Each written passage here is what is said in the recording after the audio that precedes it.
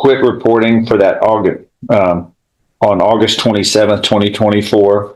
And then she was absconder, I guess. She was to report monthly. Yes. And so we get August, September, October, November, December, January, where? And she was arrested in March of 25. February and March, 7 months goes by. And then she gets arrested. Right here, folks, we see the clock ticking, 7 months of no reporting, and now an arrest. This is a textbook example of how probation violations spiral.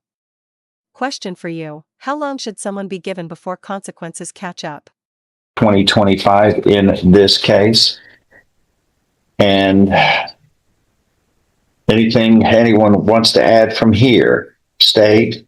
Nothing from I think we're going to move forward one way or the other. We've had enough time to figure this out, and if we're not going to get help from Louisiana officials, there's nothing we can do. We can only take care of Texas. So what says the defense?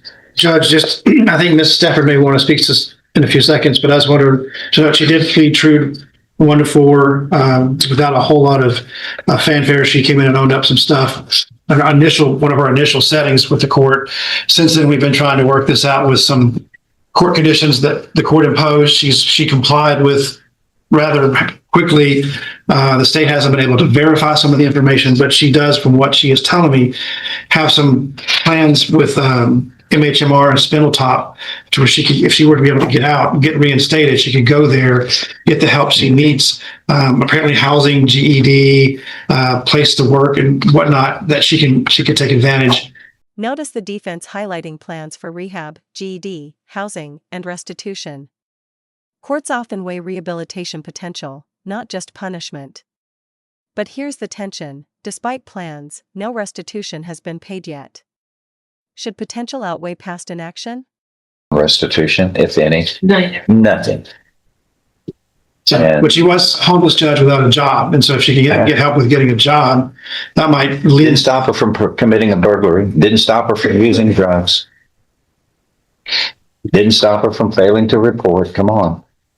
She has been doing well, and she has been incarcerated. She's clear-headed, hasn't had to worry with drugs. I think she's seen the. I agree. I think she's seen the error in her ways, and incarceration seems what's best for her and her actions. It seems certainly has not proved to be a harm to the general public, except for the costs of the taxpayers to house her. But it's incarceration that keeps her from using drugs, and we know where she is because she doesn't report when she's supposed to. She's been on probation since July of 23, and that's 2.5 years. It's failing. This segment really hits the public safety versus second chances debate. She's been on probation 2.5 years, but repeated violations, including drug use and burglary, show probation limits. Ask yourself, when does supervision become enabling instead of helping?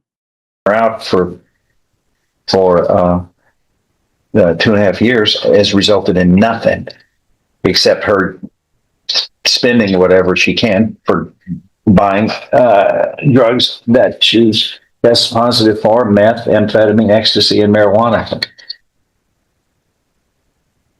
Just obviously leave it to the court for whatever you think is appropriate for that amount of restitution that's still owed and has not been paid in this case. Can't you see what I'm saying? Yeah, it's hopeless under these circumstances. If not one penny has been paid in 2.5 years. Judge, would you like to hear from Ms. Stafford? Yeah. Judge Spiegel, I know it don't look right. It wasn't right what I've done. No, it's not. It's clearly wrong. You committed a crime. You committed crimes while you were on probation in the drugs. You bought drugs, used drugs. That's all crime. Every one of those are crimes, felonies. Some of these are felonies. Methamphetamine possession's a felony, for example. And you didn't report. You scampered off. You went AWOL. We can't help you when you scamper off and disappear. That's the one thing you have to do. If you can't do anything else, is you've got to report regularly, or else you're really not on probation. You're on your own probation, which is failing. Your probation, while you've supervised yourself, you went out and got into drugs. So If you give me a chance to vote, I gave you the chance, ma'am, when we placed you on probation the first time. How many chances do you get? How many chances? Everybody is subject to the same thing. We told you when, hey, as you know, the actions have consequences. And if you violate your probation, only one violation is enough to grant a motion to revoke probation. Your probation can be revoked. You can be sentenced up to, The judge is laying it out bluntly, one violation is enough. Probation isn't a suggestion, it's a court order. And the stakes here? Up to 10 years. That's the reality many overlook when thinking probation is lenient. you had your chance. I opened the door for you. I opened the door for 5,000 people. Everybody swears that they're going to do the right thing, and 93% of our probationers do. They don't come back and try to explain where they get their drugs, how they got their drugs illegally, committed crimes, and they report. When you don't report, you're AWOL. And I'm going to set an example. They have to follow the rules. If I didn't, then if I treated you differently, then people would say, yeah, I didn't report, but I want the Lydia Stafford rule. She didn't report, and then when y'all caught her, then she got another chance. That's what I want. You are fair, aren't you, Judge? Well, I want to be fair. I'm going to treat everyone similarly in the same situation. You can't go out and go AWOL for all this time. You can't go out and use drugs and then say, okay, I'm going to really follow the probation this time. Here's a crucial moment, fairness in sentencing. The judge is setting an example, showing that exceptions can't undermine the system. For viewers, how important is consistency in justice versus individual circumstances? It's $9,135. And the total that I have is $23,835. Okay, good. Thanks. Yes. All right. Anything else to add from anyone here? Judge, Yes. I get the sense of where this is headed, so just making the argument that Mrs. Stafford has been entirely compliant with everything the court has requested of her up to this date. She has been trying. No, she has not. Well, since She submitted the revocation. those are all serious violations. Yes, sir. And she pled true, and the court had requested some information from her. She provided the court with information. The state had yet to verify it. She did admit she has a drug issue, which I tend to think mitigates these cases. And as such, if the court is not going to reinstate her, It's not the truth. It's not. There isn't a condition that you can't use drugs. Yeah, there is a condition you can't commit crimes, and these are all illegal acts. These are crimes that you're committing, not just I'm taking medicine or controlled substances, but it's illegal what you have done. It certainly was inappropriate not to report. If you can't do anything else, you have to report. That's the basis. If you don't report, you're not on probation. But I've been over that. You just failed, and I'm sorry you did. But I'm sorry for the victims of the burglaries. That's the victims here. You're the ones you're the one who invaded people's homes, and we gave you a chance. And heck, people can get shot for doing that. Can I just get a chance to get my? You had your chance when we put you on probation in the first place, ma'am. And here we are with a motion to revoke probation alleging not one, but 10 violations. We've already,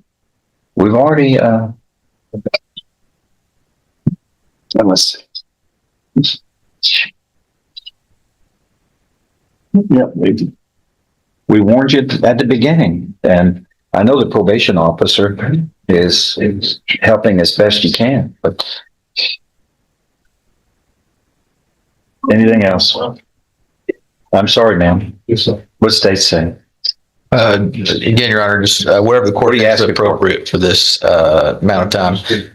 Generally, with that amount of restitution, the court has given the maximum from what we've dealt with. So that's we'd have to ask for, Your Honor. We'd ask for the maximum. That's what the court generally gives when there's a large amount of restitution that it does sentence someone to a penta. Okay. Anything else? Judges said Ms. Stafford would ask for the minimum. She has been compliant since this has been filed. She's been trying to do better. I think she has an earnest belief or earnest effort to try to do better. Drugs did cloud her decision making and made it more. It wasn't the drugs, it was her choices that fouled up. Here's what we're going to do, Ms. Stafford.